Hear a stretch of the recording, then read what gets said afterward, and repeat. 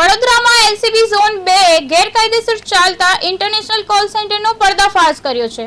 અકોટા વિસ્તારમાંથી 4 આરોપીની ધરપકડ કરી કોલ સેન્ટરને સીલ મારવામાં આવ્યું છે।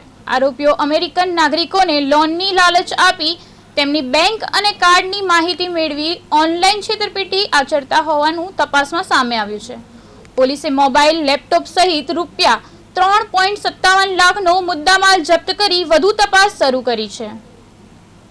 અત્યારે હાલ કરણ લોકવાણી, જોનાથન દાસ, પંકજ જેઠવાણી અને અલી રસુલ સૈયદ કરીને 4 ઇસમોની મેં ધરપકડ કરી છે। આ લોકો આ ફ્લેટમાં પોતાના લેપટોપ્સ અને બીજા ગેજેટ્સ રાખી અને કોલ સેન્ટરમાં કોલિંગ કરી અને અમેરિકામાં કોલ કરતા હતા અને આખી ફેક કોલ સેન્ટર દ્વારા લોકો સાથે છેતરપિંડીનું કામ કરતા હતા। એ બાબતે ધ્યાન આપતા અમે લોકોએ ગુનો નોંધીને આગળની કાર્યવાહી ચાલુ કરી છે।